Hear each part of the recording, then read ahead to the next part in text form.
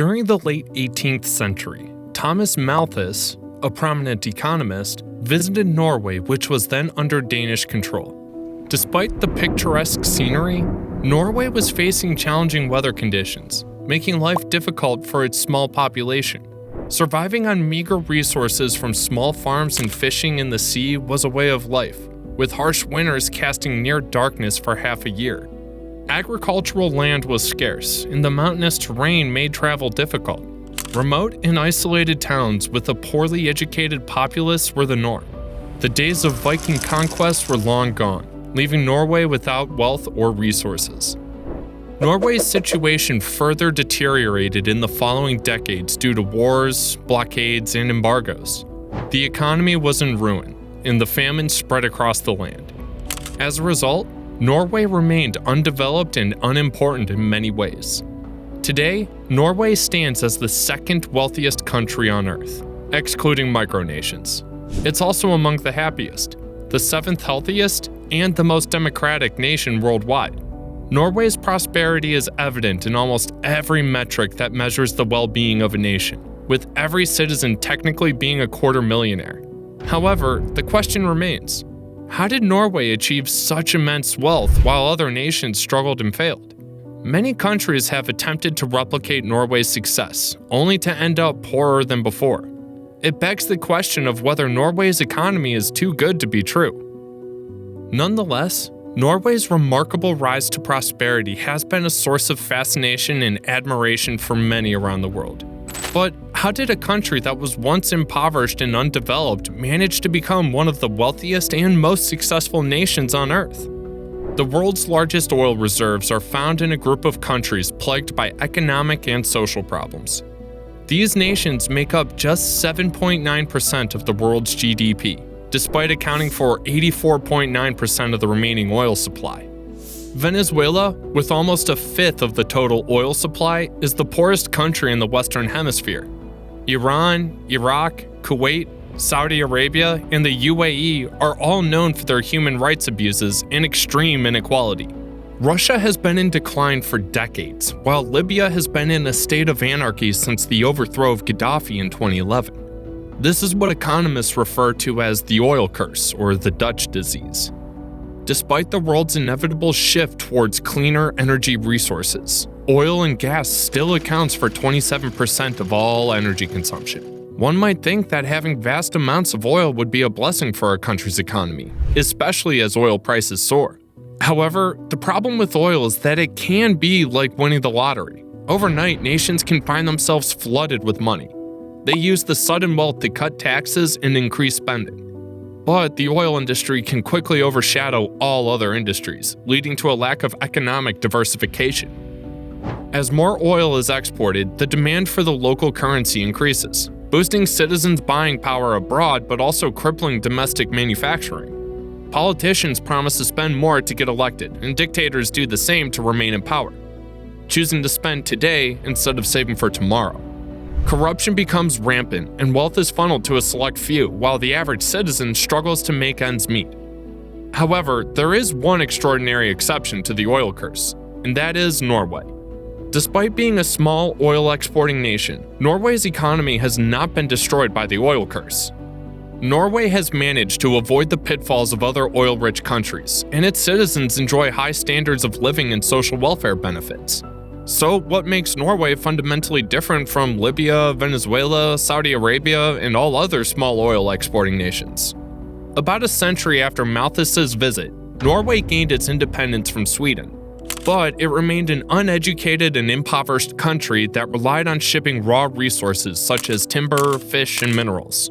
However, the country had some advantages, such as a strong parliamentary system, universal suffrage, and workers' rights that allowed for social reforms. Additionally, Norway built the world's fourth largest merchant fleet and gained valuable expertise in shipping, trade, and technology. Despite this progress, almost 3/4 of the country's hydropower was owned by foreign companies, which prompted the government to pass a bill limiting foreign ownership and monopolization attempts. New technologies such as railways, roads, and communication methods greatly reduced Norway's disadvantage against its European neighbors and kickstarted rapid economic growth and industrialization. However, Norway's strong ties to welfare, education, and public industry distinguished it from its peers and would have served the country well in the future. During the early 20th century, Norway was impacted by the global economic and geopolitical forces and was invaded and occupied by Germany during World War II. After the war, Norway joined international organizations and was a large recipient of aid under the United States Marshall Plan. The Labour Party established strict social democratic rule with a large emphasis on the public sector and centralized planning, while allowing private competition to thrive.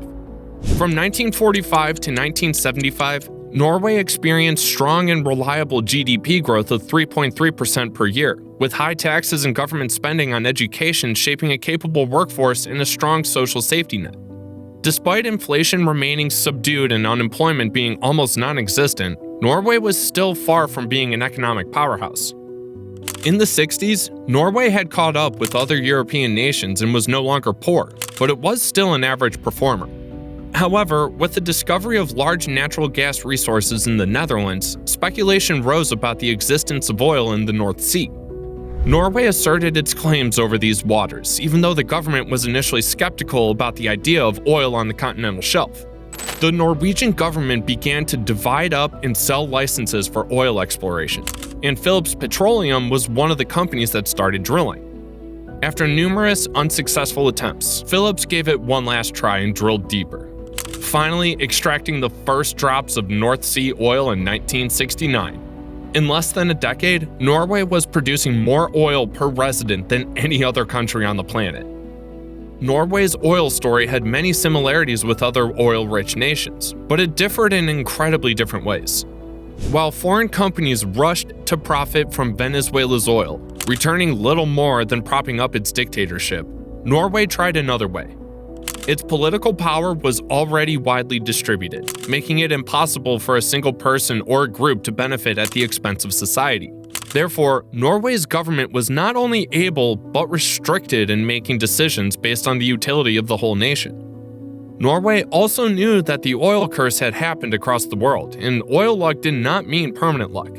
The natural resources of Norway belonged not to foreign oil companies, but to the people of Norway.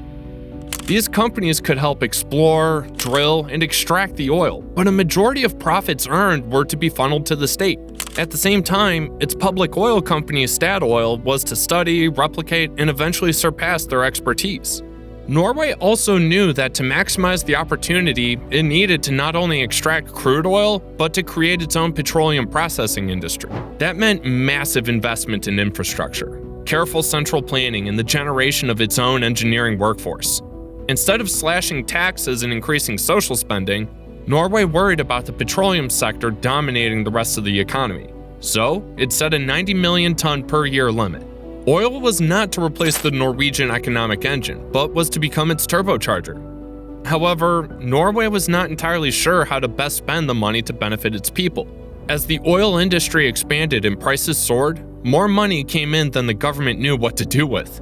In the early 80s, oil prices plummeted and a recession began, causing economic growth to stagnate for almost a decade. Despite not squandering its oil revenue, Norway needed to do something more. When an economy relies heavily on a single commodity and its price, diversifying investments is a smart move. Norway realized this and created its government pension fund in 1990. Other governments attempted this as well, but they failed due to corruption. Norway's sovereign wealth fund was designed differently to prevent corruption. The Norwegian government can only spend the profit they expect to generate, so politicians cannot promise to spend more today at the expense of tomorrow. The fund also follows strict investing rules. It cannot invest in oil companies or those that follow unethical practices. Moreover, it cannot invest in Norwegian companies, which may seem odd, but it diversifies risk. The fund provides a safety net to short-term domestic stocks, and if the Norwegian economy were to hit a steep recession, the fund would not suffer because it's not invested in Norwegian companies. The fund is now the world's largest, owning 1.5% of all public companies globally, valued at its peak at $1.35 trillion. This amount is expected to keep growing, and if distributed, it would be enough to give every Norwegian $250,000. While other Scandinavian countries have had to reduce social spending, Norway is using the interest of its oil revenue to provide healthcare, education, and a safety net to families facing hard times. Norway still has some of the highest taxes globally, but its people never have to worry about paying medical bills they can't afford. The government pension fund is a great example of how a country can use its natural resources wisely and plan for the future, ensuring that its people benefit from the wealth generated by their natural resources. Norway's success in diversifying its economy is not solely due to luck, but rather careful planning and strategy for the long term. Although oil plays a significant role in Norway's economy, the country has also developed other productive industries. However, it's important to note that Norway's economic model may not necessarily be suitable for other countries to replicate. Norway's high cost of living and reliance on the public sector have reduced competition and potential growth.